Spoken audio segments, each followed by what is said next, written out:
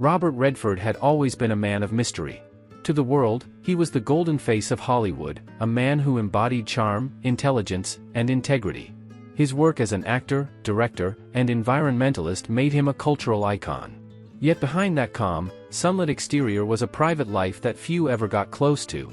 When federal agents appeared at his door one summer morning, it seemed almost unimaginable. Why would the FBI be interested in Robert Redford? The story began quietly, with a tip.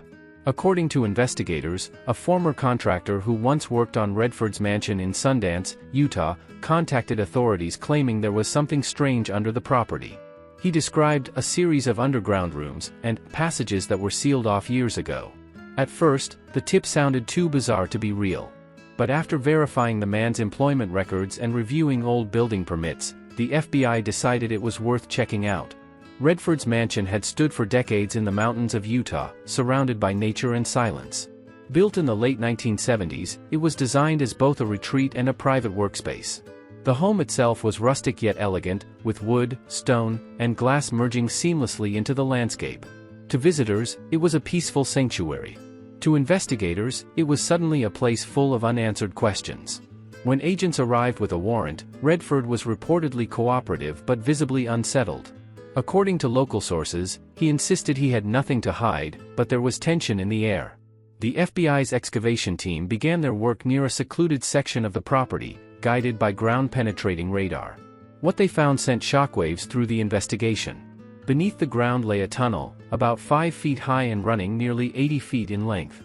The tunnel wasn't a simple passage. It was carefully constructed, lined with old wooden beams, and led to what looked like a concealed chamber.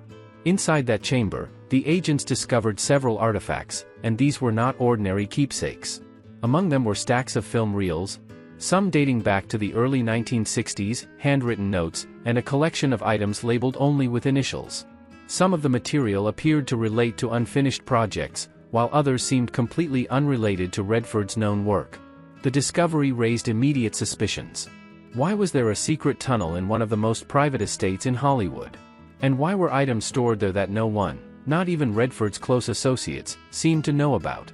As word leaked out, the story spread like wildfire across news outlets and social media.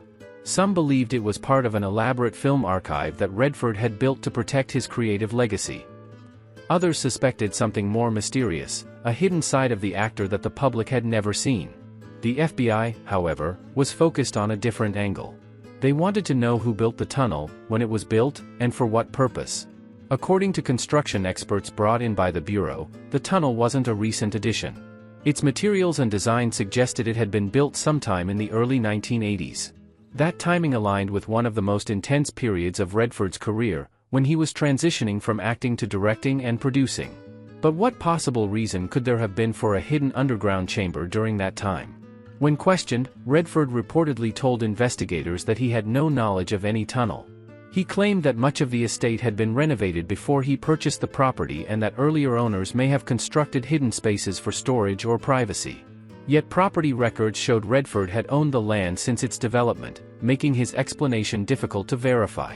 Neighbors described seeing construction equipment at the property in the late 1980s, but they assumed it was routine maintenance. No one could recall seeing anything resembling a large-scale underground project. The FBI expanded their investigation, bringing in ground scans that revealed additional passageways branching off from the main tunnel, some collapsed, others sealed.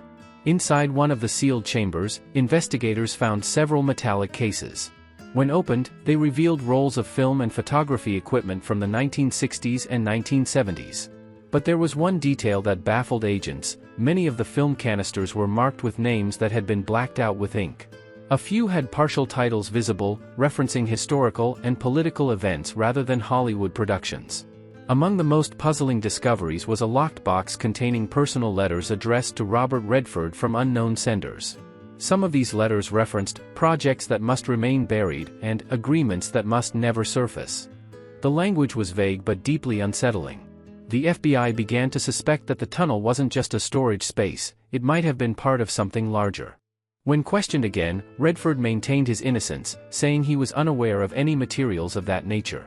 He explained that he had received many letters throughout his career from fans and activists, some of which were quite unusual.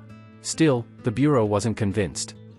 The letters hinted at something secretive, possibly political, possibly artistic, that had been deliberately hidden away. Media speculation exploded. Some claimed the tunnel was part of an environmental experiment, connected to Redford's strong advocacy for conservation. Others suggested it might have been built as a Cold War-era shelter, a not uncommon practice among the wealthy in the late 20th century. But none of those explanations matched the contents found below. By the end of the first week, the FBI had cordoned off the entire area, conducting forensic analysis of everything recovered. Experts worked to restore the damaged film reels to identify what they contained. Rumors began circulating that the footage included classified material, possibly linked to U.S. government projects from decades ago. The truth, however, was still under wraps. And as the investigation deepened, even more questions surfaced about what Robert Redford truly knew, and what he might have wanted to keep hidden beneath his home. When the FBI's film experts finally restored the old reels found under Robert Redford's mansion, they didn't expect to be staring into a window of forgotten history. The footage was grainy but powerful, showing images that seemed unrelated to Hollywood. Instead of actors and cameras, it showed landscapes, test facilities, and unidentified individuals in what looked like secure government environments. Some clips were dated as early as 1959, long before Redford's fame began. The Bureau's investigation turned from curiosity to urgency. If these films were genuine, they could contain sensitive information from the Cold War era, something that should never have been in private possession. Agents traced the serial numbers printed faintly on some of the canisters and found links to government archives that had been reported missing in the 1970s. The discovery sent shockwaves through Washington. How these materials ended up under the home of a legendary actor was the question no one could answer. Redford himself appeared stunned when confronted with the findings. In private interviews, he reportedly expressed disbelief and said he had never seen those films before. The public, however, was growing skeptical. Could it really be possible for such things to exist under his property without his knowledge? Investigators dug deeper into Redford's past. Before his acting career, Redford had briefly studied art and design. During that time, he traveled extensively, even spending time in Europe. Some speculated that he might have been exposed to political groups or underground movements that collected sensitive information. There was no proof of this, but the idea gained traction as journalists began connecting dots that may or may not have existed. Meanwhile, forensic teams discovered that parts of the tunnel were much older than others. The first section, closest to the mansion, appeared to have been reinforced recently, possibly within the last 15 years.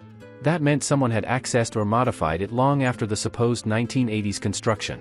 But who? Redford's property staff, contractors, or perhaps someone else entirely?